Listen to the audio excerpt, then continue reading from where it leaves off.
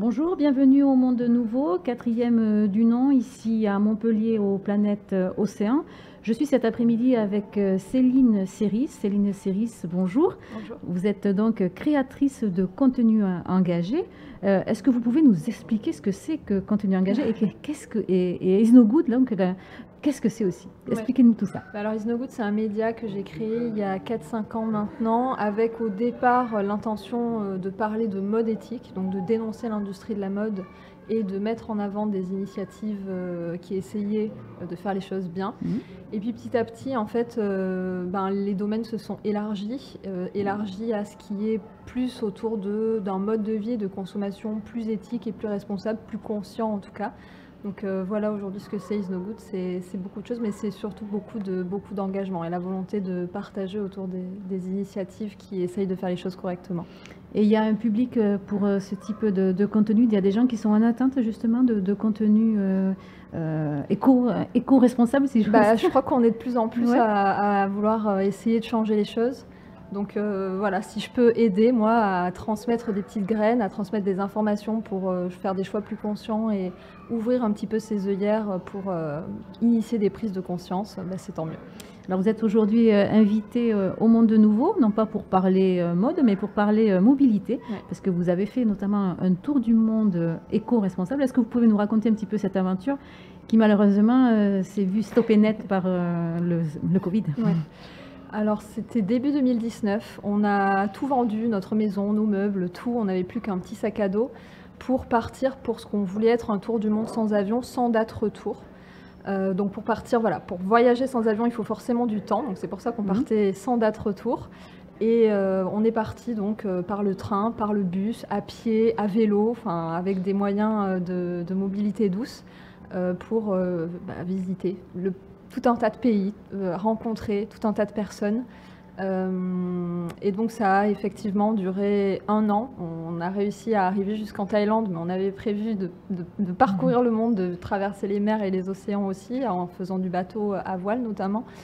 Mais voilà, le Covid est passé par là 1 an après et nous a ramenés à la maison, mais ce n'est que partie remise. Et quels souvenirs vous gardez de ce tour du monde avant qu'il ne soit avorté? Incroyable évidemment. Ce qu'on peut retenir de ce voyage lent, en fait, c'est que par exemple, il n'y a pas de décalage horaire, ça n'existe pas, vu qu'on avance avec le temps. Il n'y a pas de décalage horaire, il n'y a pas de choc culturel non plus, puisque la culture des gens que l'on rencontre, elle évolue aussi avec les kilomètres. Donc on voit une culture qui se dessine petit à petit et pas tout d'un coup une nouvelle culture où on ne comprend plus rien, où on se retrouve un petit peu comme ça, étranger parmi les étrangers. Non, il n'y a pas tout ça dans le voyage lent. Et puis prendre le temps, c'est aussi rencontrer, prendre le temps de comprendre comment les gens vivent, prendre le temps de comprendre comment les gens habitent un espace, prendre le temps de rencontrer l'espace aussi.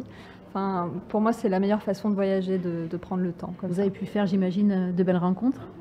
Ouais. Oui, on en a fait de belles des rencontres. Je dirais que peut-être que les plus belles rencontres qu'on ait pu faire, c'est en Mongolie, parce qu'on a traversé la Mongolie en vélo. Pendant 5 semaines, on s'est retrouvés dans la steppe à pédaler. Et c'était une belle façon en fait de rencontrer les populations nomades qui, pour 80% de la population, sont nomades elles-mêmes. Elles vivent dans des yourtes, elles se déplacent au gré des pâturages. Donc elles nous ont reconnus un petit peu, elles ont reconnu ce côté nomade en nous et donc ça a créé vraiment de très très belles rencontres à ce moment-là. Et est-ce qu'on peut imaginer que le tour du monde reprendra plus tard ou c'était un projet toujours? J'espère, j'espère, oui, on a encore tellement de choses à découvrir. Ok.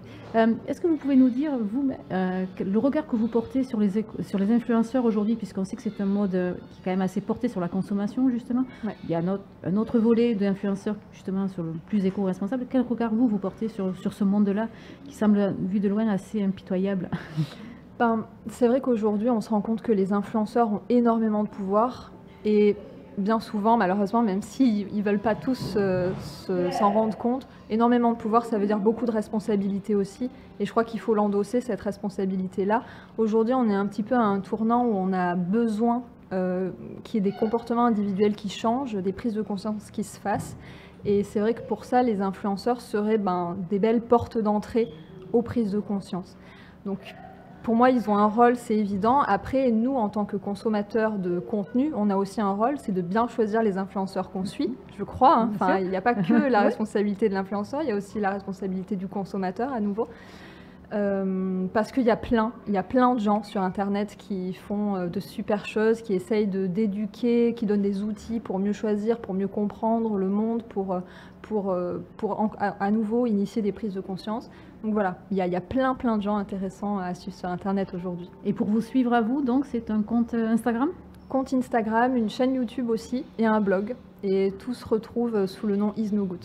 Très bien, bah écoutez, on ne manquera pas de vous suivre. Merci d'être venu ici au Forum du Monde Nouveau. Merci beaucoup. Merci beaucoup à vous.